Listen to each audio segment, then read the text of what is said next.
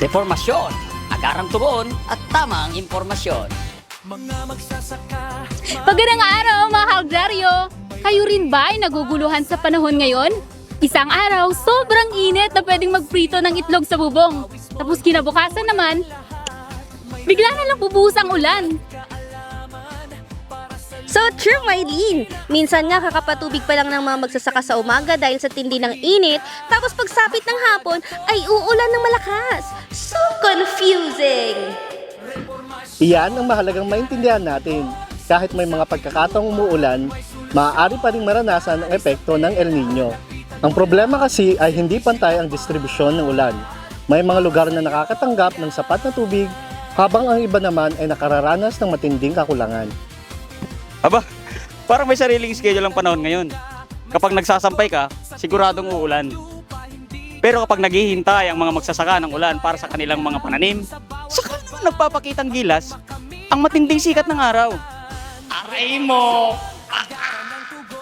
Dahil dito, mahalagang maging handa ang ating mga magsasaka. Hindi natin kontrolado ang panahon. Pero, may mga hakbang tayong maaaring gawin upang mabawasan ang epekto nito sa ating kabuhayan. Unang hakbang, maging matalino sa paggamit ng tubig. Kung may irrigation schedule sa inyong lugar, sundin ito upang masigurong lahat ng sakahan ay mabibigyan ng sapat na patubig. Para naman sa mga sakahang sakop ng irrigation systems, makipag-ugnayan sa inyong Irrigators Association sa National Irrigation Administration o NIA para sa mga schedule ng patubig at iba pang mga hakbang sa pamamahala ng tubig. At kung may dayami, damo o iba pang organic material sa paligid, huwag agad itong itatapon. At lalong huwag itong susunugin. Gaya nito. Maaari itong gawing mulch o pantakip sa lupa para hindi agad matuyo ang moisture na kailangan ng ating mga pananim. Tipid na, nakakatulong pa. Amazing! Mahalaga rin ang pagpili ng angkop na pananim. May mga crop varieties na mas kayang mabuhay kahit limitado ang supply ng tubig. Makabubuting kumonsulta sa inyong Municipal Agriculture Office o sa Department of Agriculture para sa mga rekomendasyon. Madalas, nagbibigay pa yan sila ng free. Isa rin sa pinakamahalagang hakbang ang tamang timing na pagtatanim.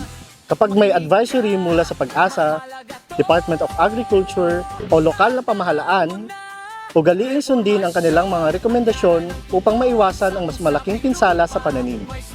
At huwag kalimutang regular na subaybayan ang mga weather bulletin ng Pag-asa. Ang maagang impormasyon ay nagbibigay ng sapat na panahon upang makapagplano at makapagdesisyon ng maayos. Minsan kasi mas nauuna pa nating malaman ang chismis at labas ng weteng kaysa mga weather advisories. Kaya siguro din sa opisyal na impormasyon tayo makinig para hindi tayo mabigla sa pagbabago ng panahon. At para sa ating mga Agrarian Reform Beneficiaries o ARBs, maaari ring makipag-ugnayan sa pinakamalapit na tanggapan ng Department of Agrarian Reform. Sa pamamagitan ng iba't ibang support service programs, tumutulong ang DAR sa pagpapalakas ng kakayahan ng mga magsasaka na makasabay sa epekto ng climate change. Kabilang dito ang mga pagsasanay sa climate resilient farming at farm productivity, pagpapalakas ng mga organisasyon ng magsasaka, pag-uugnay sa mga pinagkukunan ng credit at merkado, at sa ilang pagkakataon, pagkakaloob ng farm machineries, kagamitan, at iba pang production support upang makatulong sa pagpapatuloy ng pagsasaka ng ating mga ARBs. At isa pang mahalagang paalala mga agraryo, kung ang inyong pananim ay insured sa Philippine Crop Insurance Corporation o PCIC, agad i-report ang anumang pinsalang dulot ng tagtuyot upang masimulan ang kaukulang assessment at insurance claim process. Tandaan mga kaagraryo, hindi natin kontrolado ang panahon, ngunit kaya nating paghandaan ang mga epekto nito. Sa pamamagitan ng tamang paggamit ng tubig, maayos na pagpaplano, at pakikipag-ugnayan sa mga ahensyang handang tumulong, mas mapoprotektahan natin ang ating ani at kabuhayan. Dahil sa panahon ng pabago-bagong klima, ang tamang impormasyon ay isa sa pinakamahalagang puhunan ng bawat magsasaka. At huwag kalimutang maging alerto, maging handa at huwag mahiyang lumapit sa mga ahensyang handang umalalay sa ating mga magsasaka.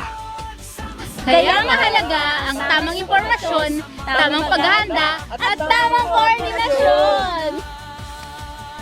Ngayon, alam mo na, tumutok lamang sa reformasyon, kaalaman na may aksyon para sa mas maliwanag na kinabukasan ng buong magsasaka at ng buong nasyon. Reformasyon, agarang tugon at tamang impormasyon.